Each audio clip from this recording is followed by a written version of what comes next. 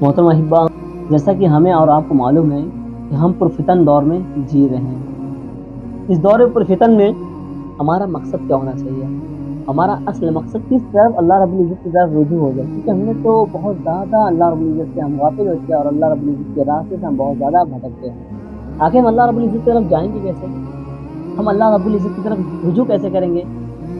میرے بھائی آپ دیکھیں، حضرت سیدنا غوث اعظم رضی اللہ تعالیٰ عنہ کے والد تھے ابو صالح رضی اللہ تعالیٰ عنہ۔ ابو صالح جنگی رحمۃ اللہ علیہ، انہوں نے کیا کیا؟ وہ اتنے تقویٰ پرہیزگار تھے۔ نہیں ہے واقعات بہت لوگ سناتے ہیں، کرامات سنانا مقصد نہیں ہے، مقصد ہے اس سے نصیحت لینا، ہر ایک چیز میں نصیحت حاصل کرنا، ہر ایک جن لوگوں نے لکھا ہے تاکہ آنے والی عوام اس سے نصیحت حاصل کرے۔ اللہ رب العزت نے قرآن مقدس میں جو تمام امتوں کی نصیحانی حکایات موجود کیے ہیں، اللہ رب العزت نے وہ ہمیں عبرت لینے کی توفیق عطا فرمائی ہے تاکہ ہم اس سے عبرت حاصل کریں، ان واقعات سے جو واقعات اللہ رب العزت نے قرآن میں ذکر کیے، ان واقعات سے ہم عبرت حاصل کریں۔ تو آپ دیکھیے کہ حضرت ابو صالح رضی اللہ تعالیٰ عنہ گھوم رہے تھے، اچانک اس باغ کے بغل میں ایک نہر بہہ رہی تھی، نہر میں ایک سیب بہتا جا رہا تھا، اور حضرت ابو صالح رضی اللہ تعالیٰ عنہ پر بھوک کی شدت بھی تھی، انہوں نے سیب اٹھایا اور کھا لیا۔ کھانے کے بعد انہیں خیال آیا یہ سیب تو کسی اور بندے کا تھا، کہیں اور سے بہہ کے آ رہا تھا، یعنی میں نے بن اجازت بے اجازت میں نے اس مال کو کیسے ہڑپ لیا، میں نے کیسے کھا لیا۔ اب مجھے ان کے اندر وہ خوف الہی طاری ہوئی، اب وہ اس نہر کے راستے کو پکڑتے ہوئے چلے گئے، شاید کہیں نہ کہیں ملے گا، کوئی نہ کوئی سراغ ملے گا۔ تو جاتے رہے دیکھتے ہیں کیا ہے، کچھ دور جانے کے بعد دیکھا کہ ایک پیڑ کا جھکاؤ، ایک سیب کے پیڑ کا جھکاؤ اس نہر کی طرف ہے۔ آخر میں پھر انہیں سمجھ میں آتا ہے، وہ سمجھ گئے کہ یہ اسی باغ والے کا ہے، اور حضرت سیدنا ابو صالح رضی اللہ تعالیٰ عنہ اس باغ کے مالک کی طرف جاتے ہیں، اور جانے کے بعد کہتے ہیں اے باغ کے مالک، میں آپ سے ایک سیب کی بخشش کرانے آیا ہوں، ایک بخشش کرانے آیا ہوں۔ وہ ایک سیب جو آپ کے باغ سے گرا اس نہر میں بہتے ہوئے مجھے ملا، اور میں نے بھوک کی شدت میں آپ سے بن اجازت اسے میں نے کھا لیا، میں چاہتا ہوں کہ آپ مجھے اس سلسلے میں معاف کر دیں۔ لیکن ابو صالح رضی اللہ تعالیٰ عنہ نے یہ کہا، اور سامنے والا شخص کون ہے؟ ذرا یہ بھی توجہ دیں، وہ بھی اللہ کے برگزیدہ بندے ہیں۔ وہ کون ہے؟ حضرت سیدنا غوث اعظم رضی اللہ تعالیٰ عنہ کے نانا جان حضرت عبداللہ سمائی رضی اللہ تعالیٰ عنہ۔ حضرت عبداللہ سمائی رضی اللہ تعالیٰ عنہ نے جب دیکھا کہ یہ بندہ ایسا ہے، بہت کم ایسے بندے ملتے ہیں جن کے اندر خوف الہی طاری ہو، بہت کم بندے ایسے ہو جو چھوٹی چھوٹی باتوں اتنا لمبا سفر طے کر آئے، انہیں خوف الہی معلوم ہے کہ حقوق اللہ تو اللہ معاف کر دے گا، لیکن حقوق العباد کی بات آئے گی اللہ معاف نہیں فرمائے گا، اس لیے بندے سے اس کی بخشش، بندے سے اس کی معافی تلافی کرا لینی چاہیے۔ اسی طرح وہ گئے اور ابو صالح رضی اللہ تعالیٰ عنہ سارا واقعہ پیش کرتے ہیں، بتاتے اس طرح میں نے کھایا۔ تو حضرت عبداللہ سمائی رضی اللہ تعالیٰ عنہ نے کہا کہ آپ کو 12 سالہ میری خدمت کرنی ہوگی۔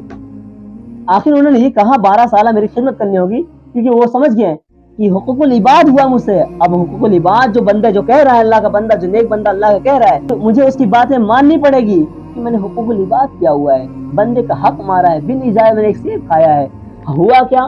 12 سال خدمت کیے، خدمت کرنے کے بعد وہ گھڑی آتی ہے جب وہ تمام کام انجام ہو جاتے ہیں، 12 سالہ گزر جاتے ہیں، کہتے ہیں کہ اے عبداللہ سمائی رضی اللہ تعالیٰ عنہ اب مجھے چھٹی دے دے، اب میں گھر جانا چاہتا ہوں۔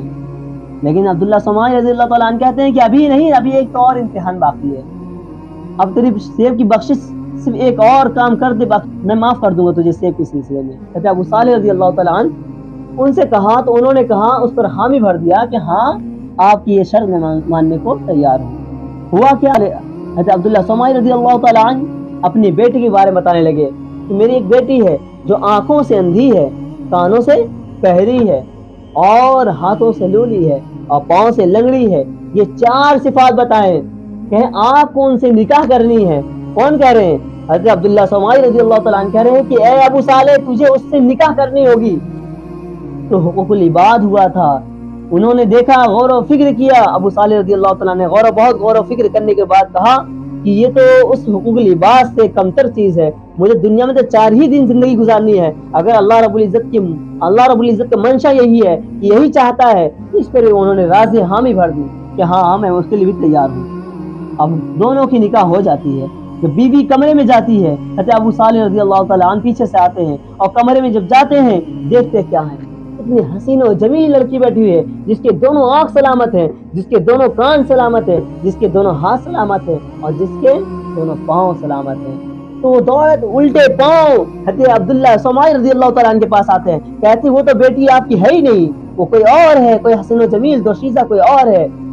حضرت عبداللہ سمائی رضی اللہ تعالیٰ عنہ مسکرا کے کہتے ہیں, اے اللہ کے برگزیدہ بندے, وہ میری ہی بیٹی ہے, اور میں نے جو کہا تھا میں نے جھوٹ نہیں کہا تھا, میں نے اس کا سبب یہ ہے, اس کی وجہ یہ ہے, میں نے کہا تھا میری بیٹی دونوں آنکھوں سے اندھی ہے, اس لیے کہ اس نے بری چیزوں کا مشاہدہ نہیں کیا ہے, اس نے اپنی آنکھوں سے بری چیزوں کو دیکھا نہیں ہے اور اپنے کانوں سے بری باتوں کو سنا نہیں ہے. اس طرح والدین نے اپنی تربیت کی تھی اپنی بیٹی کی, کہ والد جو بیٹی ہے کس طرح پردے میں رہا کرتی تھی, کہ بری چیزوں کو دیکھتی نہیں تھی اور کس طرح سے بری باتوں کو سنتی نہیں تھی. اس طرح والدین نے پرورش کی تھی. اور دونوں ہاتھ کے بارے میں آیا تو بتاتے ہیں کہ دونوں ہاتھ سے, اس لیے میں نے کہا کہ دونوں ہاتھ سے لولی ہے, اس لیے بتایا تھا اپنے دونوں ہاتھوں سے کسی برے کام کو انجام نہیں دی. اور اس کے جو دونوں پاؤں ہیں جس کو میں نے لنگڑی بتایا تھا, وہ کہیں بری جگہ پہ گئی نہیں, کسی حرام چیز کی طرف اس نے قصد نہیں کیا. اس وجہ سے میں نے صفات بیان کی ہے. میری بیٹی الگ ہے, میں نے اس کو تربیت دی ہے, اور آپ کے اندر وہ چیز ہے تقویٰ پرہیزگاری. تو دونوں کی جوڑی جو ہوا تقویٰ پرہیزگاری پر مضبوط ہے. پتہ یہ چلا جب دونوں نیک زوجین ملیں گے, جب میاں اور بیوی نیک ہوں گے, تو بیٹا کیسا پیدا ہوگا؟ بیٹا اسٹار نہیں پیدا ہوگا, تو غوث اعظم رضی اللہ تعالیٰ عنہ کے جیسے اولاد پیدا ہوں گے, جو ماں کے پیٹ سے 18 پارہ کے حافظ ہو گئے. بڑے بڑے حفاظ دیکھ کے حیران رہ گئے کہ ابھی تو آیا پڑھنے کے لیے, ابھی نہ تو نے اعوذ باللہ بسم اللہ پڑھا اور 18 پارہ تو حافظ ہے, ابھی تو نے قاعدہ نہیں پڑھا اور تو 18 پارہ کے حافظ ہے. انہوں نے بتایا کہ میری والدہ تلاوت کیا کرتی تھی اور وہ 18 پارہ کی حافظہ تھی, اس وجہ سے مجھے وہ 18 پارہ یاد ہے. آج کی والدہ کے کیا حال ہو گیا ہے, وہ گانے سنتی ہیں, فلمیں دیکھتی ہیں, فحاشی باتیں کرتی ہیں, برے راستوں کی طرف قصد کرتی ہیں. تو بیٹے کہاں سے نیک پیدا ہوں گے؟ بیٹے کون سے صلاح الدین ایوبی پیدا ہوں گے؟ بیٹے کون سے اورنگزیب بادشاہ پیدا ہوں گے؟ بیٹے کون سے شیخ العالم پیدا ہوں گے؟ بیٹے بھی پیدا ہوں گے اسٹار کی طرح, آج کے فحاشی میں رہنے والے لوگوں کی طرح پیدا ہوں گے, اور جو اسٹار وغیرہ جو یہ حرام کام کر رہے ہیں ویسے بیٹے پیدا ہوں گے. کہاں گئی وہ تربیت؟ کہاں گئے ہمارے اسلاف کی وہ تربیت؟ کہاں گئے وہ اسلاف کے طریقے؟ کہاں گئے وہ اسلاف کے نظریات؟ میرے بھائی ہم بہت بھٹک چکے ہیں, ہم دنیاوی خواہشات میں مبتلا ہو چکے ہیں. دنیاوی خواہشات نے ہم نے اپنا سب کچھ بنا لیا ہے. میرے بھائی شاعر کہتا ہے, نہ تو زمین کے لیے ہے نہ آسماں کے لیے ہے, نہ تو زمین کے لیے ہے نہ آسماں کے لیے ہے, جہاں ہے تیرے لیے تو نہیں جہاں کے لیے. جس چیز کو ہم نے سب کچھ سمجھ لیے وہ ہمارے لیے نہیں ہے. ہم یہاں پر آئے ہیں اپنے حساب و کتاب کو بنانے کے لیے, آخرت کی تیاری کرنے کے لیے ہمیں بھیجا گیا ہے. اللہ رب العزت مومنین کے لیے دنیا کو قید خانہ بنا رکھا ہے.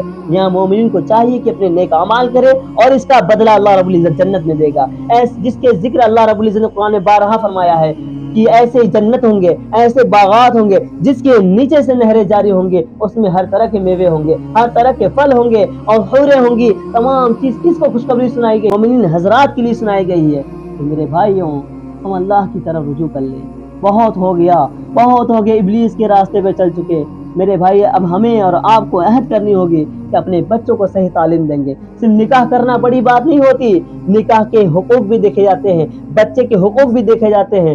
ابو صالح رضی اللہ تعالیٰ عنہ جب 2 زوجین ایسے بنے جو کیونکہ ان کی تربیت ان کے والد نے دی تھی. آج جو بچے ہیں کیا ان کے والد نماز پڑھتے ہیں؟ آج لوگ کہتے ہیں میرا بیٹا نماز نہیں پڑھتا ہے. میرے بھائی پہلے تو والدین کو صحیح ہونا چاہیے تاکہ بیٹے اچھے ہوں گے. انشاءاللہ اللہ تعالیٰ سے دعا ہے کہ اللہ رب العزت ہم سب کو اسلاف کے طریقے پر چلنے کی توفیق عطا فرمائے اور حضور صلی اللہ علیہ وسلم کے قول و فعل کو اپنانے کی توفیق عطا فرمائے. وآخر دعوانا ان الحمد للہ رب العالمین.